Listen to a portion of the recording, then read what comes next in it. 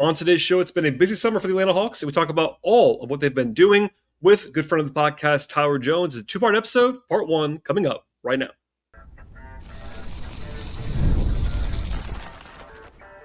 You are Locked On Hawks, your daily Atlanta Hawks podcast, part of the Locked On Podcast Network. Your team every day. Hello, friends. Welcome to episode 2290 of the Locked On Hawks podcast. I am your host, Brad Rowland, coming to you on a weekend edition of the podcast here in late July. And today, I'll be joined by my good friend, Tyler Jones of ATL 129 for part one of a two-part episode. So please stay tuned when part one is finished. But it's been a while since Tyler's been on the show. A lot to talk about with the Hawks, going through the draft, of course, Summer League, the recent trades involving Dort and Aaron Wiggins. Lots of ground to cover on today's podcast. As a quick note, we record this on Thursday evening. Nothing's gone crazy for Hawks stuff since then, but LeBron James did agree to sign in Philadelphia this morning, which could impact Jonathan Kuminga. Intentionally, we did not talk about Kuminga a ton on this episode because of the uncertainty around him right now. I want to kind of have this be a little bit more standalone. So just noting that right now at the top of the podcast. But without any further delay, we'll dive in now to part one of two with myself and Tyler Jones talking all things Hawks in the offseason. I'm joined now by a good friend of the podcast. His name is Tyler Jones of ATL 129. Tyler, what's going on? There's only one thing going on in the world, Brad. That is the Odyssey. No. Oh, okay. We don't got time. We ain't got time for. It's always a guess about where you're going to go first. I don't know what's going to happen. The Odyssey. It is the only thing I've been thinking about since I seen it, and I've been angry at myself that I don't have the time to go back to IMAX and see it in theaters because there's only like 2 IMAX showings a day, and like I have to tell you I work during the day. I haven't seen it yet. Man, I can't say too much, but I mean it's fantastic. Don't spoil it on the show anyway. But yeah, I haven't seen it yet. I'm going to, but you know me, I work a lot. There's lots of things that I miss until later. I'm gonna go see it in the theater like a proper adult. I'm gonna go see it, but I haven't yet. So I'm sorry.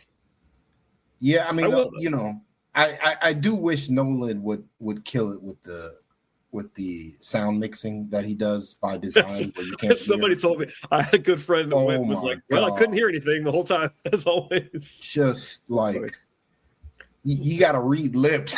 I mean, you have to read lips half the time to figure out what everybody's saying, but it's a great movie.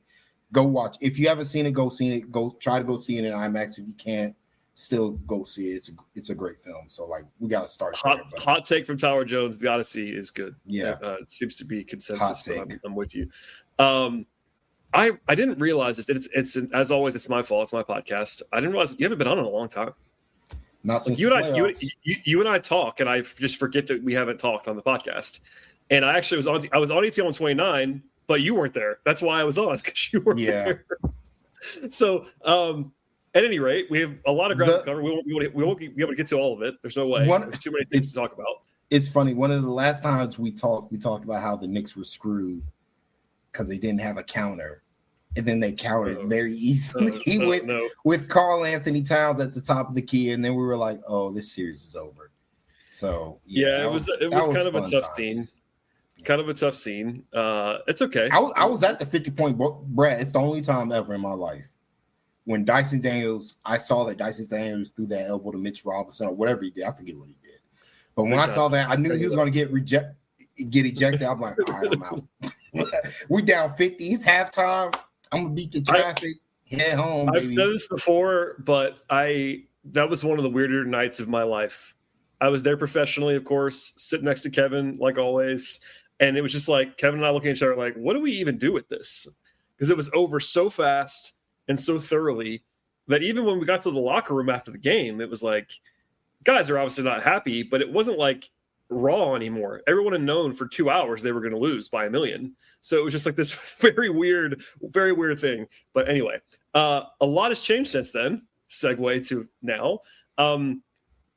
We have a lot to talk about. We're gonna get to the rookies and the draft stuff in a minute because we haven't talked about the rookies in this on this platform, you and I.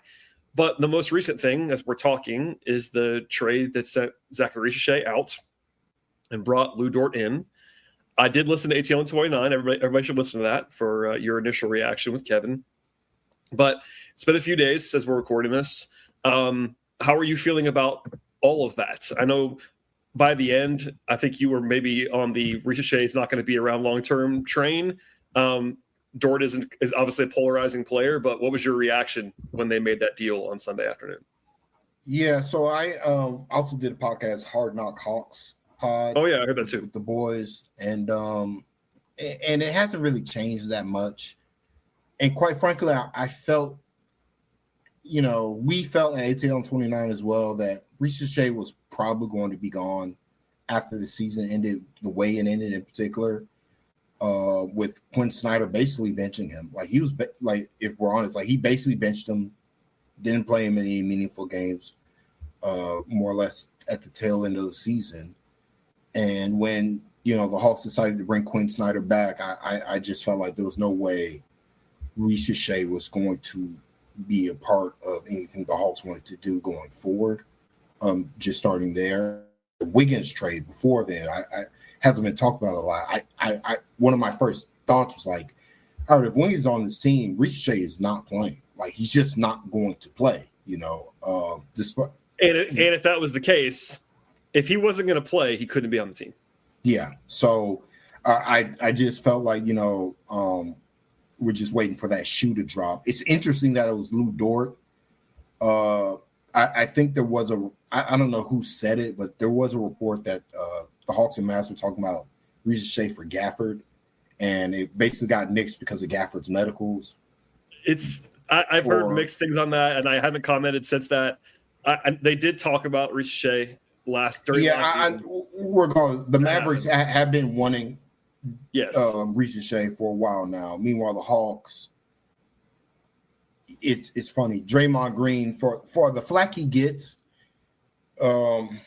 for some of the stuff he says and does, like he does offer like good analysis every once in a while. And I think one of the poignant things he said is like this trade. He said like basically the trade shows that the Hawks couldn't get off of Risacher fast enough. Like they couldn't. They knew they were not going to pick up that rookie scale option. He wasn't going to play either. They had to trade him. And so I think they traded him for as much value as they felt like they could. And they significantly upgraded the roster, because we could talk about Luke Dort's shortcomings as a basketball player. He is a great defender, like both by the eye test and by, some metrics. I think he wasn't as good last year, but like overall, he's been pretty consistently one of the better point of attack, physical on-ball defenders in the game. And like he adds what the Hawks were missing in that playoff series against the Knicks. We talked about it, where it just got to the point against the Knicks where the Hawks just were the smaller team. They were just getting pushed around far too often when Dyson Daniels wasn't guarding whoever. Like they were just a weaker team. And I feel like a lot of what the Hawks have done is, one, honestly recognize that I have to upgrade the bench.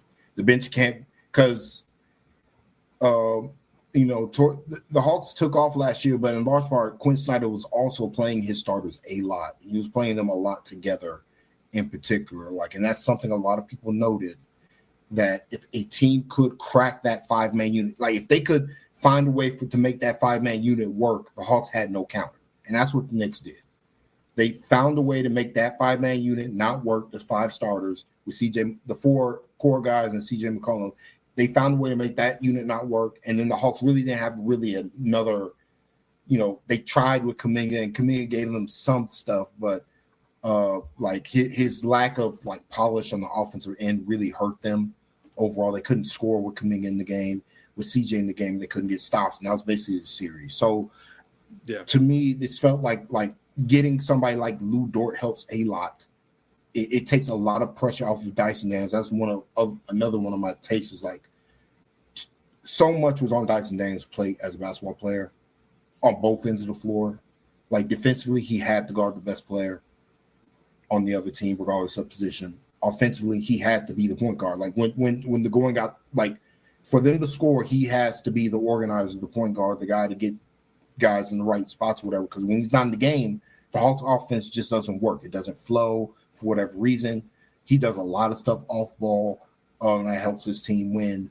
Combined with him just being very good at bringing the ball up the floor quickly to get them into their sets quickly. Like, that is a skill that not a lot of guys have, and he's very good at doing that, as well as Jalen Johnson. So, like, it was just overall, I felt like Dyson had a lot on his plate, had to play a lot of minutes, had to guard the best guy every night for all 82 plus throughout the entirety of the season. And I feel like Ansi was like, all right, how about we get some more perimeter defenders? Let's get an Aaron Wiggins, not as good of a defensive player as Dort, but solid and way better than the options the Hawks had, way better than what the Hawks were throwing out there last year at the wing, just flat out. Like, he's a better defender than Risacher. And then Dort's significantly better than Risacher. Like, I really do think, like, the physicality that Dort plays with, particularly on the defensive end, is going to help the Hawks a ton during the regular season and in the playoffs. Locked on Hawks is brought to you by FanDuel. Baseball fans, if you think you know who actually is going to hit a home run today, FanDuel is giving you a chance to call your shot for free with Daily Dingers. It's easy to play to make a free pick on a player you actually think is going to hit a home run in their game today. If you're right, you receive a profit boost. Use our next bet for a chance at extra winnings at FanDuel. And best of all, you make a free pick every day throughout the MLB season. Daily Dingers is another fun way to stay engaged with games each and every day, whether you are following your favorite team or keeping an eye on matchups across the league. Every game has someone capable of going deep, and now you get the chance to make a prediction before the first pitch arrives. One of my favorite things about baseball is that every day brings fresh matchups and new storylines to the table, and Daily Dingers gives you another reason to pay attention before that first pitch, and it can be fun diving into the different matchups before every single game. So, are you ready to play your game today? Join all the action at FanDuel.com. That's FanDuel.com to play Daily Dingers. Make your free pick on who's going to hit a home run at FanDuel. Play ball and swing for the fences at FanDuel, official partner of Major League Baseball.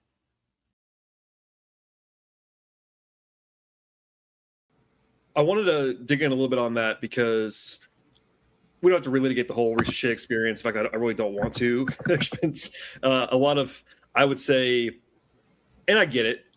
It kind of happened at a time when it was the only thing in the NBA that happened. So every national show, everyone wrote about it.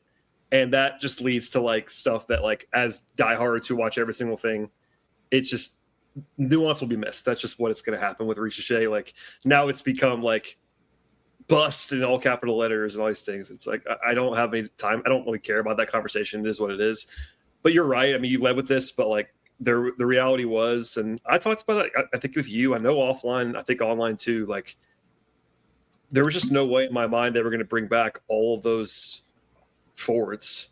And I said this multiple times on the show, like there was no path where Kuminga, Risacher, and Kispert were all on the team. Yeah. There just was no path to that. That was never happening.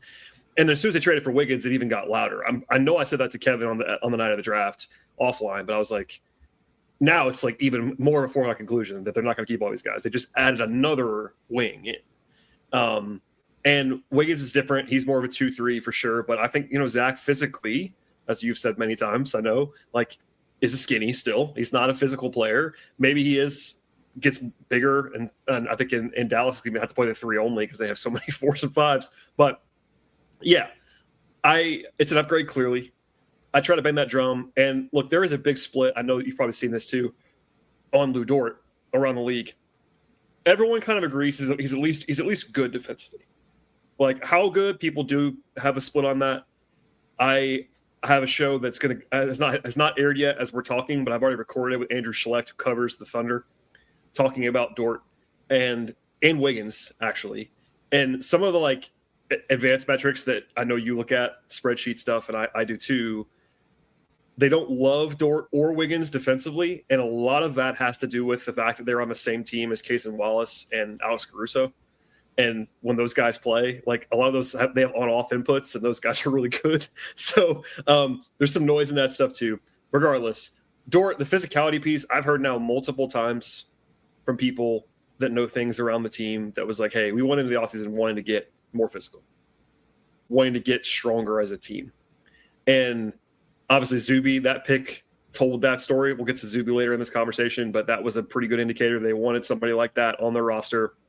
Lu Dort is, I know, like 6'4.5". I get he's not 6'8", but Lou Dort is a forward. Like Lou Dort's been playing forward for years now in OKC. I know he's guard height, but he's physically a forward. He can defend power forwards even, like most power forwards.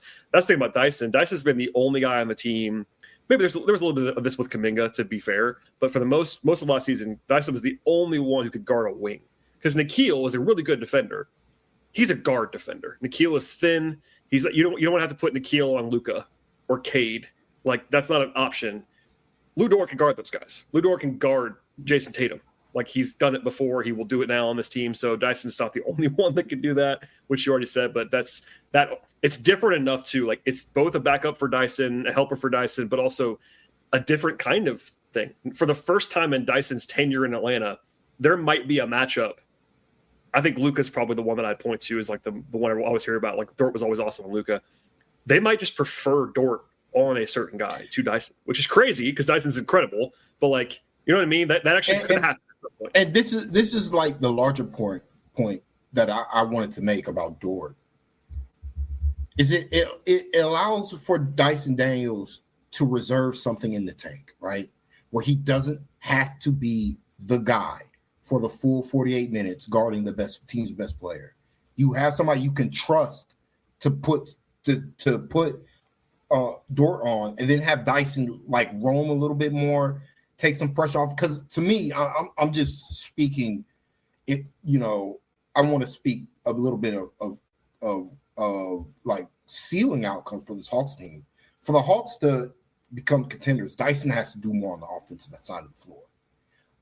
I don't think that would ever happen unless they had another physical defender like Dyson Daniels that he can play next to take, so that he can relieve some responsibility on that end, so he can bring something more to the table on offense, because they need more from him offensively. Like we talk about individually, the two biggest things in the playoff series was Jalen Johnson's defense, the lack of pull-up three-point shooting from the Hawks in general, and then Dyson Daniels' offense in particular as well. Like, those three things were really like shortcomings for them against the Knicks. And so they need to elevate. Dyson needs to elevate his game on offense, and he can do it, but that takes energy. That takes effort. I think that's something that Kingston Flemings kind of ran into, just a little aside. Like, it felt like Kingston was getting really tired at certain stretches of the basketball game, and like his shot would be short or whatever on the offensive end, because he's expending so much energy on defense. And so, so it's like, that if that's how you're going to play, like it's tough doing that, and you got to be in good. And not to say Dyson's not in great shape. Dyson's in some of the best shape of any basketball player I've ever seen. He's never, like what Kingston was doing, huffing and puffing and wheezing on Dyson doesn't do that. Dyson doesn't do that. He's in incredible shape. To your point, they also used him differently last year. This is not a Dyson conversation necessarily, but that's part of why his steals went down. They were still really high, but like he was being tasked with just almost always just being the on ball, and less roaming, to your point, because he was the only one that could do it in most matchups. While as much as I don't want to trigger you, they had DeAndre Hunter the previous year, and they did use Hunter in some matchups. Now, was it always the greatest idea in the world? No, but they had Hunter and then they had Terrence Mann, both of whom they used in high-level matchups. Last year, it was literally just Dyson all the time. I mean, when he got to the end, yes, Kuminga guarded Karl-Anthony Towns, but Karl-Anthony Towns is essentially a center. Like, they don't really put Dyson on centers, other than they did try that some against him. But, like, anyone who was basically 1 through 4, the best player was always being guarded by Dyson. And when you have on-ball responsibilities, your steals go down. That's just what tends to happen too. So, yeah, no, you're right. I think it's funny. I said this on the reaction, and I'll say it again now. Like, I've never been the biggest Lou Dort guy. I really haven't. Me neither. Like, I respect it. I think there's going to be a reckoning for people that don't enjoy watching him play. Like, yeah, he's had some dirty plays. I'm not afraid to say that out loud. Like, he's done some stuff that's like reckless, and that probably shouldn't have happened. And he's not necessarily fun to watch. I don't know what you're talking about, Brad. That's fine. That's what you should say. He's not always a fun watch, but also he's exactly the kind of guy. This is confirmed by Andrew, and you'll hear this conversation later, where like teammates love Lou Dort. He's exactly the kind of player that like other teams probably hate playing against, and teammates love, because he plays super hard. He wants to win, does little stuff, et cetera, et cetera. So, and Lou Dort is just, I mean, look, he's just that. Wiggins and Dort are just better than what the Hawks had last year. Yep. I know they had Kuminga for I counted this out, and we're not going to talk about Kuminga today because it's a fluid situation as we're talking. I think it was like he played like 9% of the team's minutes last year.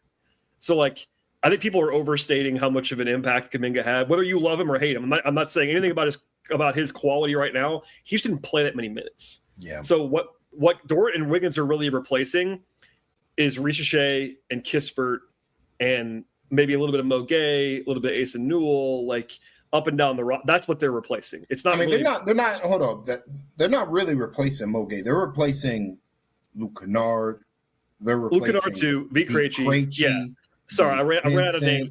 I mentioned Mo Gay because I think that you might actually. I think Keaton Wallace. I could see, and you're gonna hate it too. I'm looking forward to this. I could see. In fact, I will predict right now as we're talking. Lou Dort will play some power forward, and you're gonna hate it. Just I won't hate it as long as they rebound. That's all that matters to me. if those lineups rebound, I mean, look, I disagree with you here. This ain't no DeAndre Hunter situation. I trust Lou Dort to be able to move. I'm teasing you. I'm teasing you about power forward. Off their spot so they can get the rebound. Right. Like that's all that matters. I think I talked about it on 18 on 20. I fully expect the Hawks to go 4-guard lineups. Like I suspect because that's what Dort will play at some point. That's where the league is going. Like a lot of teams are starting to recognize that these forwards suck. These wings are trash. The guards know how to play basketball and they're good. Like OKC is running a scam where they're plus 12 every year because they get to play Alex Caruso at the 4 and nobody cares because you know why? He's good. You just play your 5 best basketball players on the floor regardless of position. As long as you have enough physicality, you need enough physicality size to get guys off their spot. But like if you're going to play elite perimeter defenders 1 through 4, you ain't got to worry about rim protection. And I think that's the bet the Hawks are making right now with this. Of course it is. It was happening last year. I mean, you and I agree on a con. First of all, you and I agree. A lot of Hawks fans do not, and that's fine. We don't have to do that today. But one of the things with the Hawks being very willing to have their centers be Okongwu and Jock Landale is because they know if you have elite perimeter defense and you have scheme versatility, you can do that and not have a dominant rim protector. Okongwu is versatile. He's a solid defender. I don't think he's a great defender. I don't think he's a bad defender. I think he's totally fine. He just happens to be 6'8". He could be really good. Yeah, I mean, trust me, as a prospect that was in there, if he was in better shape, which I'm sure you're about to say because you always say this, and you're right about this, by the way. But you know what I mean? The point is, it is intentional. The Hawks know they have perimeter defense, even more so now. And this number blows people away all the time. The Hawks finished last season overall. This includes every minute with Asa Newell at the 5, with Christian Koloko at the 5, with insert player X, with Luke Kennard and Vit Krejci and Keaton Wallace and Gabe Vincent, includes all of that. And Trae Young, 8th in defense. And Trae Young for 10 games. But, the Hawks were 8th in defensive rating last year. And people want to look at me in the eye and be like, no, they can't be good on defense with the Okongwu center. It's like they were good last season. They just did it with way worse personnel than they have now. Way worse. Yeah, right now, if the season starts today, they have 0 bad defenders in the rotation. McCollum's the closest. And McCollum was competent last year. McCollum got a lot better. Kind of bad. I mean, McCollum on a team that was trying to win showed that he could be a good defender. Because he did what he needed to do. He'll execute. And look, Jock Landale's limited. I'm not telling you he's good, but they have nobody that's like a glaring disaster defensively in their rotation right now on opening night. And they have positional size everywhere other than center, basically. And they have rebounding because Jalen, for all of his faults defensively, is a really good rebounder. He really helps a lot in that area. Dyson is a top 5 defender in the world, in my opinion. Nikhil's really good. Dort's really good, et cetera, et cetera. So it's funny. This is the first time in how long, Tyler, that the defense is better than the offense coming into the season for the Hawks. How long is it? I don't think it's ever been, because even back in like the Bud era, they were more offensive slanted. They were more like team defense focused, like individual defensive wise. It was really just Paul Millsap and Thabo Sefolosha as there was a year I think it was the 61 season. They finished second in defense, And people just don't remember that at all because they were known for their offense and the beautiful game stuff and all that. I was going to say, and I hated this team, the 16-17 team was better. Dwight Howard. Yeah. That's a good pull. That's probably the last time, though, that they were better, that they were legitimately better defensively than offensively. And I think on paper right now, they are better defensively than offensively, in my opinion. Yeah. Now, maybe Jalen takes another leap and he becomes a top 10 player in the league and he changes that. Maybe Dyson makes 35% of his threes and changes that. Like, there's ways where it might not be the case. But I think last year, hilariously, they did finish better defensively than offensively, which is a nice trivia question. People don't realize that, but that happened a year ago. Yeah, they were consistently good. I mean, they were consistently like okay to good throughout the year. And then once they got a backup center, they kind of elevated because they got rebounds. Like they couldn't grab defensive rebounds. It was the biggest weakness on the team, even with Porzingis. I pulled these numbers at some point. They're on my notes somewhere. They were a top 5 rebounding team. I think I did this for the season where I stripped out and cleaned the glass. Like basically, if you just took out the minutes where like Asa was playing center and one more, I can't remember who the other one was. If you just took those minutes out, even if you include Porzingis, you include Mo Gay or whatever, they were like 5th in the league in defense. Yeah. Like when they basically had a center on the court, like of any kind. Like as long as it was, and I don't mean to poke fun at Asa, but like everyone knew, including them, that he couldn't play center defensively. That didn't happen.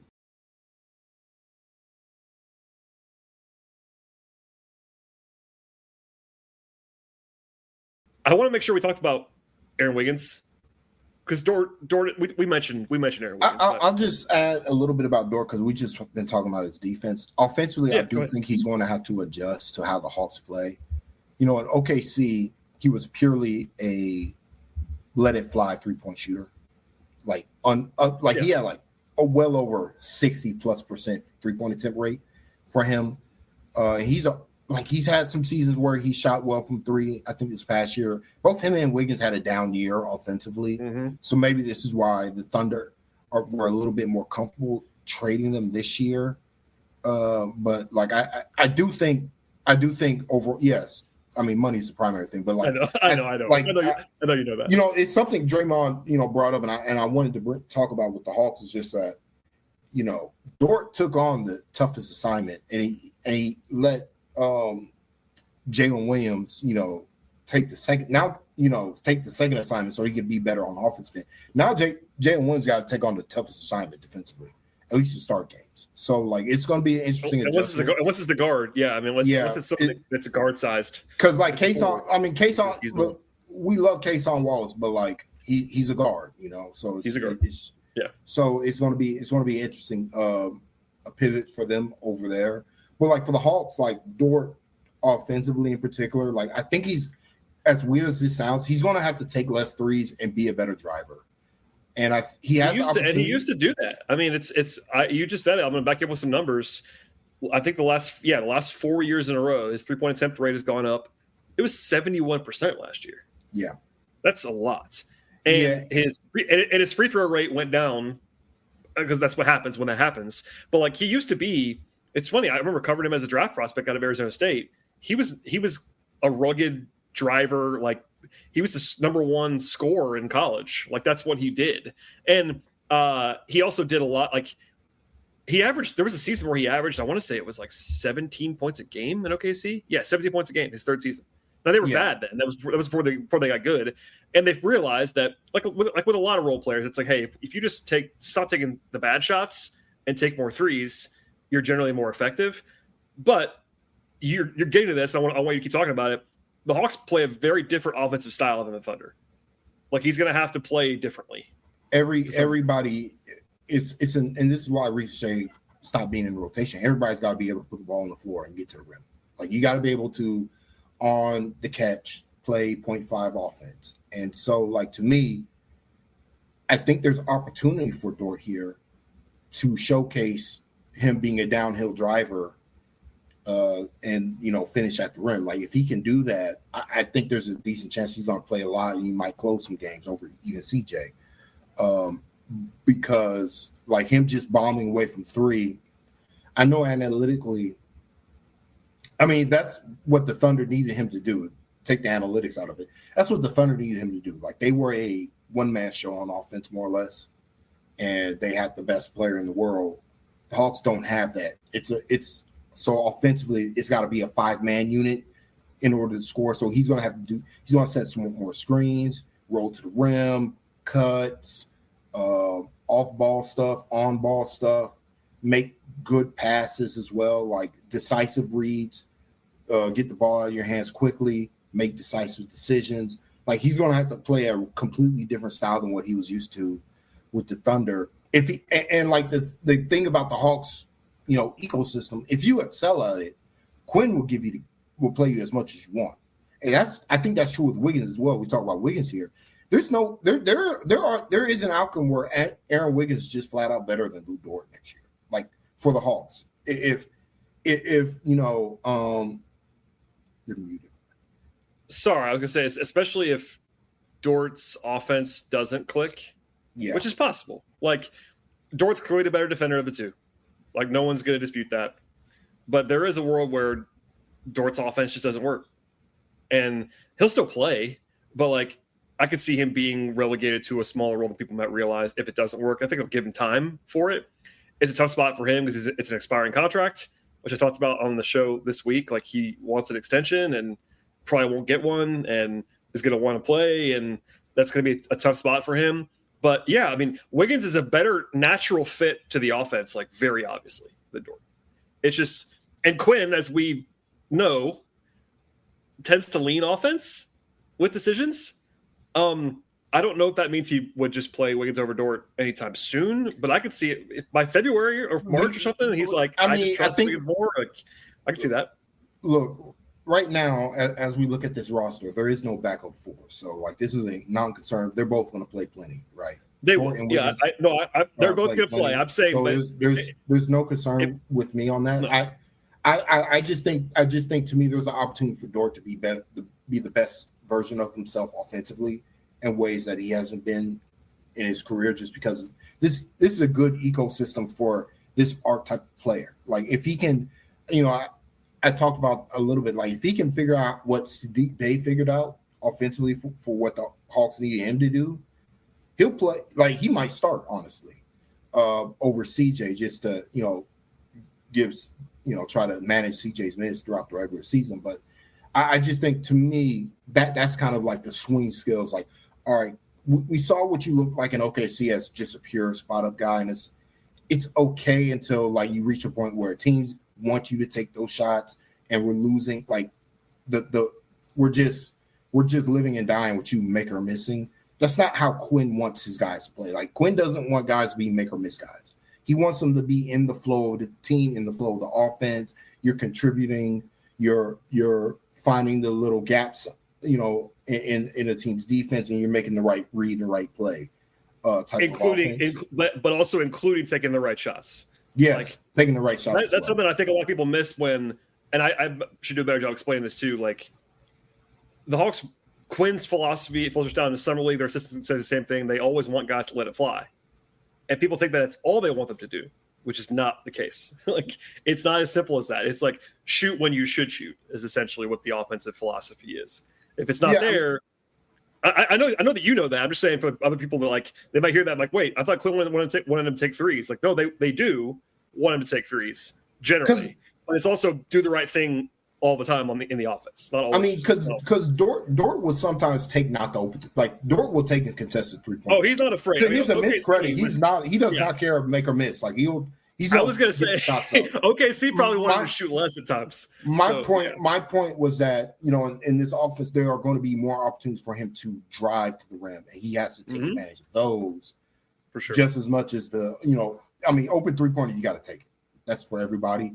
But, like, sometimes the best shot is you hand off screen for a better shooter, similar to what Dyson does. I do think implementing some Dyson Daniels to his game, basically an inverted center, might help him a little bit, but just like he is going to have, overall, my point is with Dort, offensively, he's going to have to change the way he plays. Like, ignore the 3-point percentage, like that doesn't matter as much. Like, and that's something that I think Hawks fans got to kind of get used to outside of the Trae Young era, where it's like, if guys, their 3-point percentage not as important as the shots that they're taking just in general within the flow of the offense.